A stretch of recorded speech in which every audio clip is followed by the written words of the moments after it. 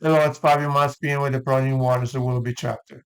Today I'll show you to tie a sulfur parachute. Hope you enjoyed the video and we'll see you next week. Okay, we're gonna tie a sulfur dry fly. This is a Daiichi 1180 dry fly hook, size 14. This is 1x long. You can tie this fly all the way down to a size 20 hook. I'm going to use some Vivos thread. This is size 8.0. This is light Cahill, which is a light yellow color. I'm gonna lay a base of thread right behind the eyelid of the hook.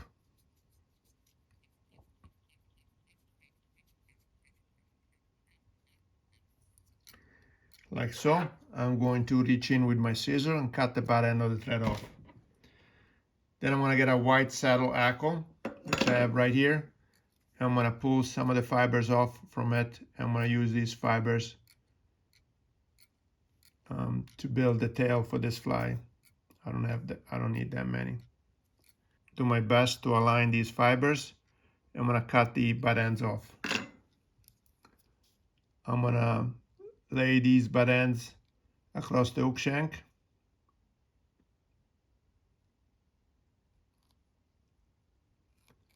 Like so. I'm gonna let the thread torque rotate those fibers onto the hook shank, on top of the hook shank. So I'm gonna make a loop right under the hackle fibers here, so they can be lifted up and create a tail that spreads out a little. I'm gonna bring my thread almost back to the tail. I want to apply some dabbing wax. I am going to get some fine and dry sulfur yellow dabbing. I'm going to get a very small quantity, very few fibers. I'm going to spin it around the thread so I can build a thin noodle that I'm going to use to build the body of the fly. I'm going to go all the way back at the base of those fibers there to make our tail. And I'm going to apply a little amount at a time. And again, I'm going to spin this on my dabbing thread so I can get a very thin noodle.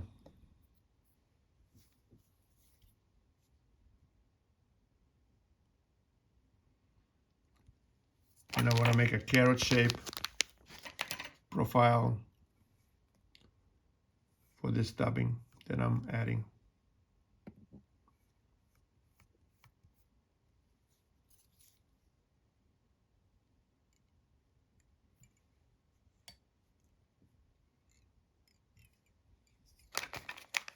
I'm just going to add a little more. Then, once you make a few of these flies, you get the right amount of dabbing. Okay, now that we have done that step, I'm going to get some polypropylene yarn white. I have some right here. I'm going to cut about a couple inches. This is how much I have. I'm going to wrap the polypropylene yarn around my thread. I'm going to lift that and pull up that polypropylene, and I'm going to use my thread to lock it in place right over the hook shank. I'm going to make a couple of thread wraps. I'm going to make another one in the middle, and then I'm going to lift the yarn up, and I'm going to start building the post that we're going to use for this fly.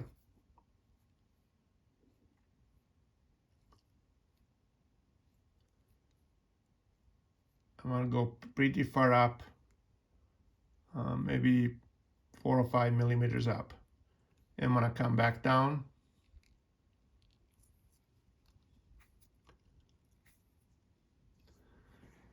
Okay, now I'm going to get a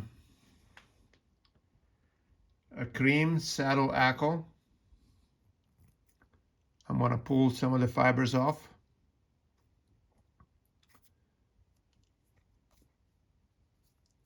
And then I'm going to lay this against the hook shank there. And then I'm going to use the thread to secure the stem of the hackle up onto the post, like so. I'm going to bring my thread back down and in front of the eyelet of the hook. I'm going to get some more of that sulfur dubbing.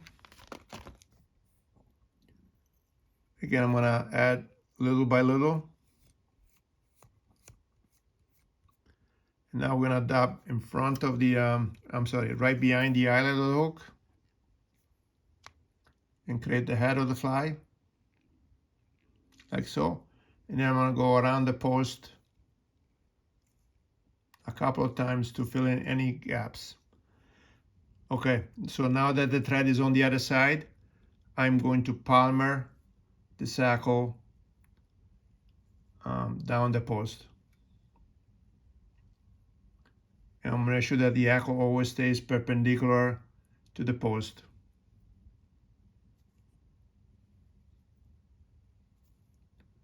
Then I'm going to grab my thread and run it around the post a couple of times, and that allows me to lock the hackle stem in place. Then I'm going to reach in with my scissors and cut that hackle off, like so.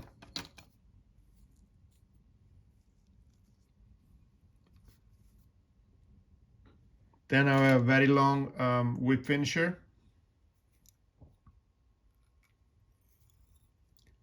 I'm going to use this to finish the fly. I'm going to do a couple of whip finishing loops just under that post.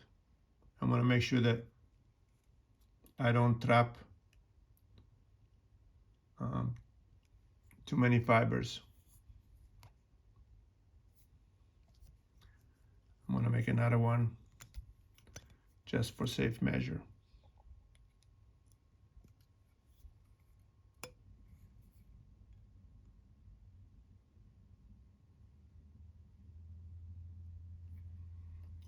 I'll make another one. It's very annoying when you're fishing a fly and the fish are rising, the trout are rising, and your fly comes apart. I don't like that. Okay, so now I pull tight, reach in my scissors and cut that thread off. Now I'm going to lift the post. I'm going to cut this about the length of the hook shank, like so.